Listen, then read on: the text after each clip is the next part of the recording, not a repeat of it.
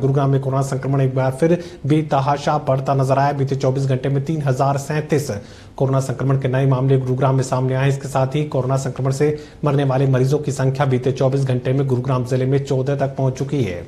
लगातार यहां गुरुग्राम जिले में कोरोना का संक्रमण आगे बढ़ता नजर आया है। एक दिन में 5035 मरीजों ने यहां कोरोना को मात भी दी है। यानी कोरोना से रिकवर करने वाले मरीजों की संख्या एक दिन में 5035 तक पहुंच चुकी है। बीते 24 घंटे में 3037 कोरोना के मरीज सामने आए, 14 की मौत। बढ़ते मामलों को देखते हुए सोसाइटी में RWA बना सकेंगी कोरोना सुविधा केंद्र।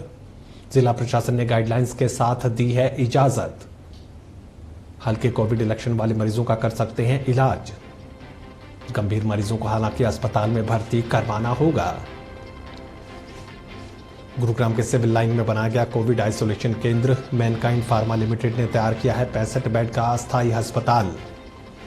गुरुग्राम से मेरे सहयोगी गुलशन ग्रोवर इस खबर पर लाइव हमारे साथ जुड़ चुके हैं। गुलशन, लगातार ये बात कही जा रही थी कि कुछ प्राइवेट मेडिकल फर्म्स, कुछ प्राइवेट कंपनियां यहां पर अस्थायी अस्पताल तैयार कर रही हैं जिससे कोरोना के गंभीर मरीजों को राहत मिल सकेगी। क्या कुछ स्थिति उसमें नजर आ रही है? किस तरह की गाइडलाइंस यहां पर चेंज की गई हैं? महेश, गुड़गांव में जिस तरह से कोरोना के मरीजों का आंकड़ा बढ़ रहा है तो उसी को देखते हुए कई कॉरपोरेट कंपनियां आगे आई थी जिन्होंने कहा था कि हम जो है बेड तैयार करेंगे। लगभग 700 बेड अलग अलग कंपनियों द्वारा तैयार किए जाने थे, लेकिन इसमें अब जो मैनकाइंड कंपनी है उन्होंने 70 बेड जो है तैयार कर दिए हैं। ये मेरे पीछे होटल जो आप देख रहे हैं, ये होटल है, इसे किराए पर लिया गया है और इससे किराए पर लेने के बाद यहाँ पर अब जो कोविड मरीज हैं, जो कम लक्षण वाले मरीज हैं, उनका यहाँ पर इलाज किया जाएगा।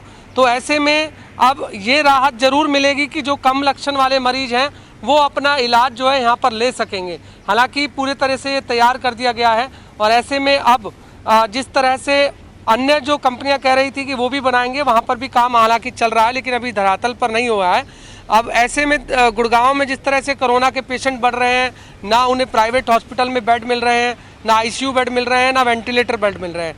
लेकिन जो मैनकाइंड कंपनी ने तैयार किया है वो 70 बेड का ऑक्सीजन बेड तैयार किया है। वहाँ पर ICU बेड नहीं है, वेंटिलेटर नहीं है। अब ऐसे में जो जिला प्रशासन है वो किस तरह की सुविधाएं देता है। मेरे साथ एक टंडन साहब है, मैं उनसे जान लेता हूँ। टंडन साहब, जिस तरह से गुड़गांव में कोरोना के मरीजों का आंकड़ा बढ़ रहा है उसको देखते हुए एक 70 बेड का यहाँ पर कोविड का एक सेंटर तैयार किया गया। क्या क्या सुविधाएं आप दे रहे हैं और कौन से पेशेंटों को आप ले रहे हैं?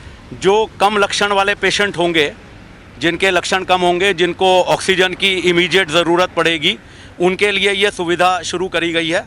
मैनकाइंड फार्मा ने अब के सौजन्य से ये होटल में कोविड हॉस्पिटल खोला गया है और इसके अंदर 70 बेड की व्यवस्था है।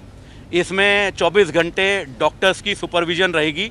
दवाइयों का सहयोग हमें मैनकाइंड से मिलेगा, हर चीज़ का सहयोग मैनकाइंड से मिलेगा और कम लक्षण वाले मरीजों को हम यहाँ रखेंगे। उसमें उनके भोजन की भी व्यवस्था है, उनकी लॉन्ड्री की भी व्यवस्था है, ऑक्सीजन की व्यवस्था है, दवाइयों की व्यवस्था है, ECG, ब्लड प्रेशर और शुगर वगैरह टेस्ट करने की सुविधा भी होगी। और प्रशासन को इस तरीके से एक छोटा सा प्रयास है सरकार को और प्रशासन को सहयोग करने का। कितना ज़रूरी था ये और क्या लग रहा है कि कैसे मरीज संपर्क करेंगे आपसे? ये प्रशासन को सहयोग करने के लिए हमने ये कार्य शुरू करा है और प्रशासन को मरीज जो हैं वो संपर्क करेंगे और प्रशासन हमें यहाँ पर मरीजों को भेजेगा। लेकिन प्रशासन ने कई नंबर, हेल्पलाइन नंबर जारी किए हुए हैं, वहाँ तो कोई फ़ोन नहीं उठता है।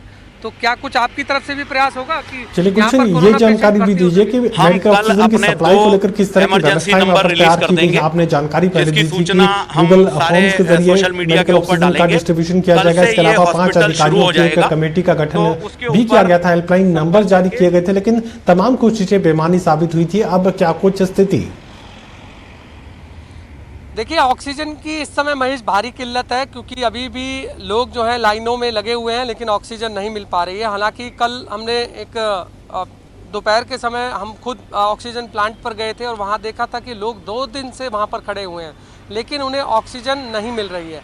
हालांकि उस समय ये कहा जा रहा था कि होम आइसोलेशन में जो मरीज़ रह रहे हैं उनके लिए सिलेंडर मुहैया नहीं कराया जा रहा है, बल्कि जो एम्बुलेंस पे आ रहे हैं उनके लिए कराया जा रहा है। तो वहाँ उस तरह की बातें थी, लेकिन जिला प्रशासन ये दावे कर रहा है कि तमाम लोगों को ऑक्सीजन मुहैया होगी, जो होम आइसोलेशन में रह रहे हैं उनको भी मिलेगी।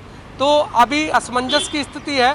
मानेसर प्लांट में भी हम यही देख रहे हैं, सेक्टर 14 में भी यही देख रहे हैं, कादीपुर में भी यही देख रहे हैं। इस तरह से हम जरूर इस तरह की जो खबरें हैं वो सामने भी आती रहती हैं, लेकिन एक ऑक्सीजन की भारी किल्लत के बीच अब जिस तरह से 70 बेड का एक ऑक्सीजन बेड बनाया, मैं ये भी जान लेता हूँ महेश, ऑक्सीजन कहाँ से मुहैया होगी?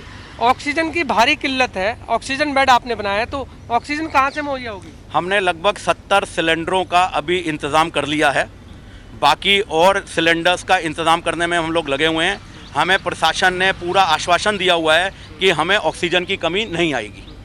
क्या लग रहा है कि और कंपनियों को कितना आगे आना चाहिए और जल्द कितनी तरह तैयार करना चाहिए, क्योंकि इस समय मामले काफ़ी बढ़ रहे हैं? मैं आह्वान करूंगा सारे समाज सेवियों से, हमारी सारी समाज सेवी संस्थानों से, कॉरपोरेट हाउसेस से, कि जो स्टेप मैनकाइंड ने लिया है उस तरीके से वो लोग भी आगे आएँ और कुछ CSR फंड्स अपने इस विपदा की घड़ी में सरकार को सहयोग करने में दें। इस तरीके के और होटल खोलने का प्रयास करें और हम लोग भी प्रयास करेंगे। जब ये हॉस्पिटल फुल हो जाता है तो हमारा प्रयास जारी रहेगा। हम और जगहें ढूंढ रहे हैं जहां पर और 70-80 बेडों का हॉस्पिटल हम शुरू कर सकें। हमें समाज सेवी लोगों का सहयोग प्राप्त हो रहा है। श्री बोधराज सीकरी जी के अथक प्रयासों से ये वाला हॉस्पिटल शुरू हुआ है और आगे हम उनसे आग्रह करेंगे कि हमें और इस तरीके का मार्गदर्शन देते रहें, जिससे हम। एक बात ये बताइए टंडन जी, जैसा कि अब आपने चलिए गुलशन, इस पूरी जानकारी के लिए आपका शुक्रिया।